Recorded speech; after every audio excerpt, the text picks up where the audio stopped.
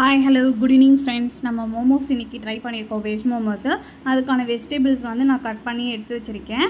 இப்போது பேனில் வந்து பார்த்திங்கன்னா 1 ஸ்பூன் வந்து நான் நெய் ஆட் பண்ணியிருக்கேன். சரிங்களா, அந்த நெய் லைட்டாக ஹீட் கரைஞ்சதுக்கப்புறம் பார்த்திங்கன்னா உருகுன நெய் நம்ம வந்து வெங்காயம் அதில் ஆட் பண்ணிக்கலாம். சரிங்களா, வெங்காயம் வந்து வதங்கும் போது லைட்டாக பெருங்காயத்தூள் ஆட் பண்ணிக்கோங்க.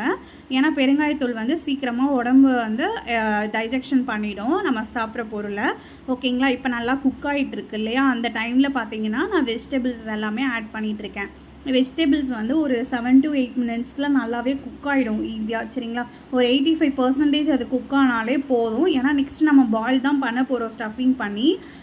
இப்போ வந்து பார்த்திங்கன்னா அதில் வந்து நல்லா குக் ஆகட்டும். சரிங்களா, நல்லா குக் ஆனதுக்கப்புறம் நம்ம அதுக்கான உப்பு வந்து நம்ம ஆட் பண்ணிக்கலாம், சால்ட் உப்பு. சரிங்களா, இப்போ அது நல்லா குக் ஆகிட்டுருக்கு. நான் அந்த டைமில் பார்த்திங்கன்னா மிளகு வந்து நான் இடித்து வச்சுருக்கேன். அந்த மிளகு வந்து நான் இதில் போட போகிறேன். சரிங்களா, எனக்கு பச்சை மிளகா பிடிக்காது இதில் ஆட் பண்ணுறதுக்கு. ஸோ நான் இதில் வந்து மிளகு ஆட் பண்ணியிருக்கேன். இப்போ சைட் பை சைடில் நான் தக்காளி வந்து எதுக்கு வச்சுருக்கேன்னு பார்த்தீங்கன்னா இதுக்கு சட்னி ரெடி பண்ணுறேன். சரிங்களா, சட்னி குக் ஆகும்போது பார்த்தீங்கன்னா நம்ம அதுக்கு மைதா மாவு வந்து இருக்குது இல்லையா, அந்த மைதா மாவு நான் 2 கப் எடுத்திருக்கேன். எனக்கு அதுவே போதும், அதிகம் தான் எங்கள் வீட்டுக்கு.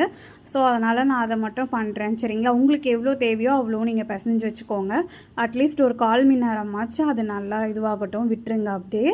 ஆயில் எதுவும் அதில் ஆட் பண்ண தேவையில்லை.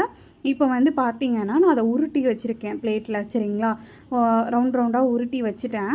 ரவுண்டாக உருட்டினானே பார்த்தீங்கன்னா நான் எப்படி ஸ்டஃபிங் பண்ணுறேன்றதை பாருங்கள். மடித்து தான் ஸ்டஃபிங் பண்ணுறேன். நார்மல் மோமோஸ் எப்படி இருக்குமோ அதே மாதிரி தான் பண்ணேன். 2-3 வீடியோஸில் பார்த்தேன். அவங்கெல்லாம் டிஃப்ரெண்ட்டாக பண்ணிகிட்டு இருந்தாங்க. எனக்கு அந்த மாதிரி வரல. ஸோ நான் இதுவும் ட்ரை பண்ணேன். சரிங்களா, நான் இப்போ வந்து இட்லி குண்டானில் அதை வைக்கிறேன். ஓகேங்களா, அதே மாதிரி நீங்கள் அந்த குழியில் ஒன்று மட்டும் வைங்க. ஏன்னா பிடிச்சிக்கோம், மைதா மாவு இல்லையா, ஈஸியாக பிடிச்சிரும் பக்கத்தில். ஸோ அதனால் இந்த மாதிரியே வைங்க. நான் சோமோஸ் மாதிரியும் ட்ரை பண்ணேன். சரிங்களா, நீங்களும் ட்ரை பண்ணுங்கள், சாப்பிடுங்க. ஹெல்த்தி தான், நல்லது தான், சாப்பிட்டு பாருங்கள். தேங்க்யூ.